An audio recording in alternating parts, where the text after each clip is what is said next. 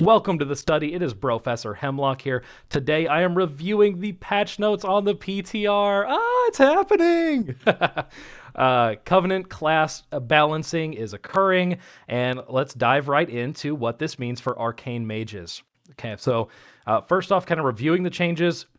Necrolord Covenants getting a slight buff. I think this is a really small one. It is increasing the duration of Deathborn by 5 seconds, and it is increasing the damage by 5%. So really small change.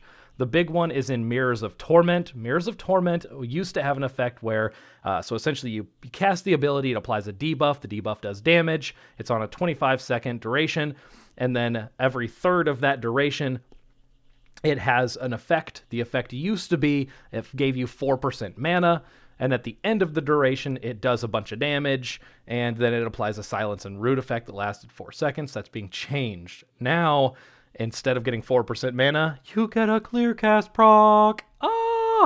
I can't believe this. It wasn't how the ability should have been since day one. So this is a great change. I love this change. This is like so good. I love this change. So instead now you'll get a clear casting proc 3 times throughout the duration of Mirrors of Torment. In addition to the final root and silence effect now lasts 6 seconds. The Curian ability, it simply just got a numbers tuning. Now it's going to itself, when you cast the ability, it does more damage, and then it makes your next 3 spells that you cast after it do even more damage as well. So it just got a numbers tuning, similar to how the Necrolord ability got a change. So I kind of want to break these down section by section, so we're going to go over Necrolord first and what this means. So Necrolord, now this is of course my opinion here. Who knows how the meta is going to turn out? Necrolord sadly is on too long of a cooldown. It is on a 3-minute long cooldown, which doesn't line up with AP. So how generically Arcane plays is you want to funnel a massive amount of your damage into your major cooldown windows, right? So you're kind of compressing your damage and doing a ton of it in this section, and at the end of it, you're just doing a medium level of damage or even a sub-medium level of damage, right? Since Deathborn is on a 3-minute cooldown, it doesn't cycle with AP perfectly, so it effectively increases the cooldown of Arcane Power to 3 minutes. This may be okay in some situations, but in raiding and Mythic Plus and even PvP right now, that is just not currently how the game is playing out. So this change is most likely not going to be an effective change that makes it even viable within 10% of the best Covenant. The Venthyr changes. This is actually really nice. So our biggest weakness as an Arcane Mage is generically single target damaging abilities.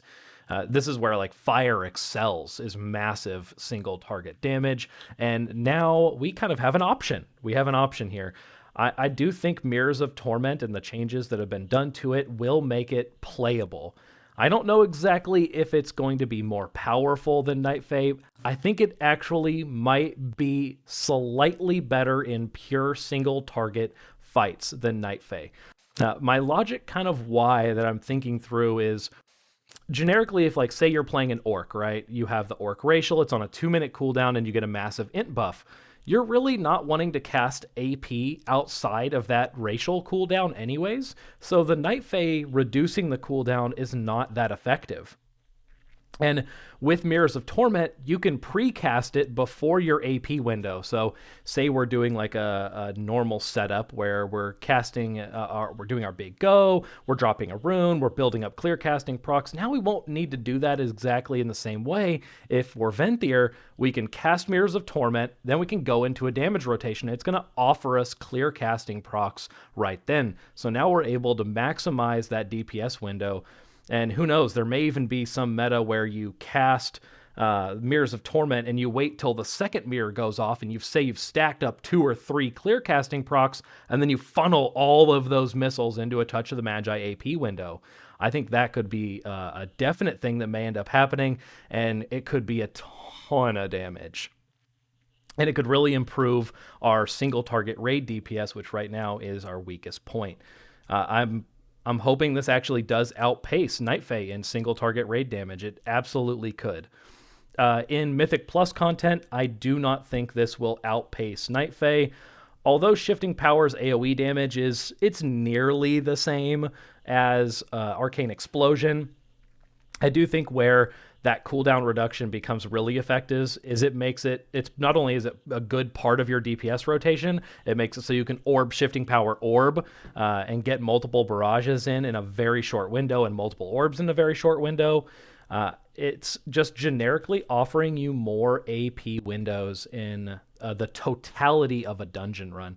I definitely think Night Fae will still remain a far and above the best Mythic Plus Covenant, just simply due to just that being able to use 2 orbs, being able to funnel that Shifting Power damage back in, and over the course of the dungeon, the cooldown reduction.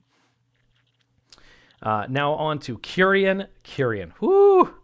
Oh, this is going to be so much fun. I think the changes to this are just it's just numbers tuning, mind you, but the amount of damage that ability can do in conjunction with increasing the damaging abilities. You got to remember, this ability stacks 3 times. 3 times.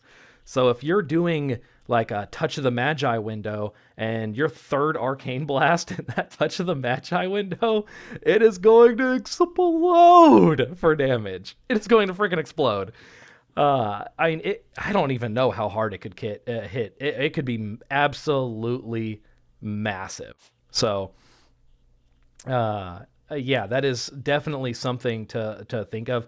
I wonder my thoughts on this one for raiding and Mythic Plus. I think Kyrian is going to be a neutral option where, say you're not a hardcore raider, you're not a hardcore Mythic Pluser, but you do both pieces of content. Kyrian is going to be viable in all of those, right? It's got a really short cooldown. It works really well in our single target AP goes, and it also works really well in our AoE rotation with Touch of the Magi. You can funnel damage into Touch of the Magi with that ability. So Radiant Spark does absolutely have viability in both forms of content, and could be for some hilarious one-shots in PvP even.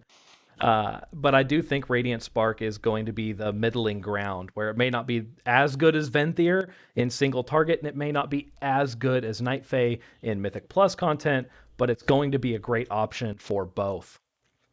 Now, of course, these are just my thoughts and opinions. I'm excited to see how the meta shifts, and I can't wait to test it all out.